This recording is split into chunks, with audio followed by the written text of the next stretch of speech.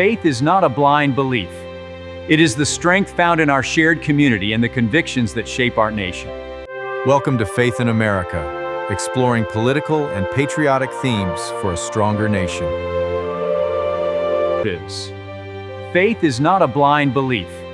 It is the strength found in our shared community and the convictions that shape our nation. Welcome to Faith in America, exploring political and patriotic themes for a stronger nation.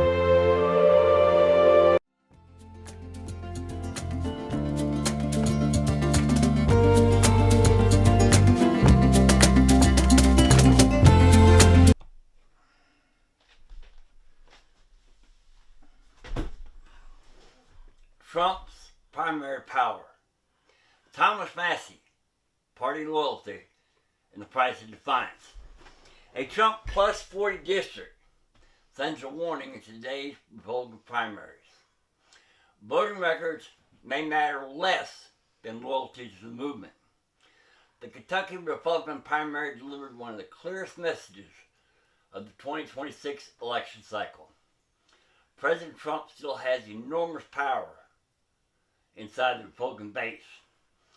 Representative Thomas Massie, a 7-term Republican from Kentucky's 4th Congressional District, lost his primary to Trump-endorsed challenger Ed Gallerine.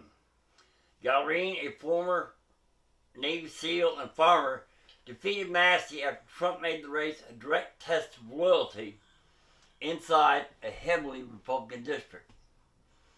Local reporting said Gallerine won with about 55% of the vote, while national outlets described the race as part of Trump's broader effort to remove Republican lawmakers who oppose or criticize him. Massey represented a district that was not merely Republican, but overwhelmingly Republican. That matters. In a Trump plus 40 style district, the real election is the Republican primary.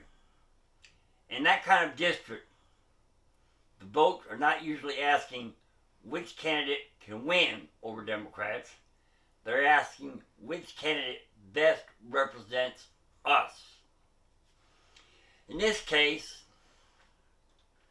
enough Republican voters decided that Massey's independence had become opposition. Thomas Massie has long been known as a libertarian-leaning Republican. He often opposed large spending bills, questioned foreign military involvement, and broke with party leadership. But under Trump, those breaks became politically dangerous. Massey clashed with Trump over several issues, including spending, the war in Iran, and the push to release Jeffrey Epstein-related files. Trump publicly attacked Massey and urged voters to support Ed Gallerine. Instead, Gallerine ran as the pro-Trump alternative, emphasizing military service, conservative values, and loyalty to the president's agenda. The result was a political warning in a strongly pro-Trump district. A Republican incumbent can survive Democratic opposition, media criticism, and Washington pressure, but may not survive the loss of trust among Trump-aligned primary voters. This race was not simply about Thomas Massie. It's about the modern Republican Party. There are 3 major takeaways. Trump's endorsement remains powerful in Republican primaries. The Massey defeat shows that Trump's endorsement is still one of the strongest forces in the GOP primary politics. Even a long-serving incumbent with name recognition and a conservative voting record can be vulnerable if Trump turns the base against him. A conservative record is not always enough. Massey could argue that he voted based on constitutional principle, fiscal restraint, and limited government. But many voters saw repeated opposition to Trump as disloyalty. That is the tension inside the GOP.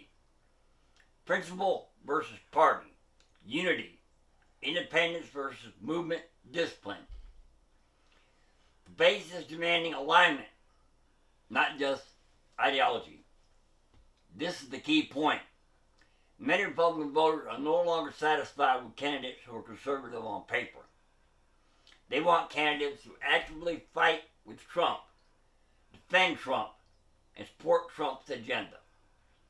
In that environment, I am conservative. It may not be enough.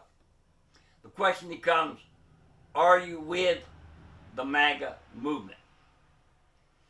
The message to other Republican incumbents is clear.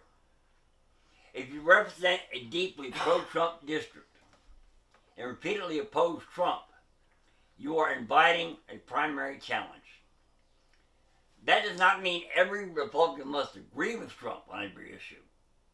But politically, there's a difference between private disagreement, occasional dissent, and becoming publicly identified as an anti-Trump Republican in a Trump-dominated district. Massey's law shows that Republican voters may tolerate disagreement on policy. What they may not tolerate is the appearance of standing with Trump's enemies, more often than standing with Trump voters. From a biblical standpoint, this raises a deeper question. What should guide leadership? Loyalty to a man, loyalty to a party, or loyalty to truth? Scripture teaches us that leadership must be rooted in righteousness, humility, and accountability before God. Proverbs 29:2 says, when the righteous are in authority, the people rejoice. When the wicked beareth rule, the people mourn. Political loyalty has its place. Unity has its place. A nation cannot function if every leader acts as a law unto himself. But Scripture never teaches blind loyalty to any earthly ruler. The highest loyalty belongs to God. At the same time, the Bible also warns against rebellion, pride, and division for selfish reasons. Proverbs 18:1 says, through desire a man, having separated himself, seeketh an intermediate with all wisdom. So there are two dangers. One danger is cowardly conforming, politicians who vote only to protect themselves. The other danger is prideful independence, politicians who confuse personal stubbornness with moral courage. A righteous leader must avoid both. Voters also have a responsibility. The Bible does not command people to worship political figures.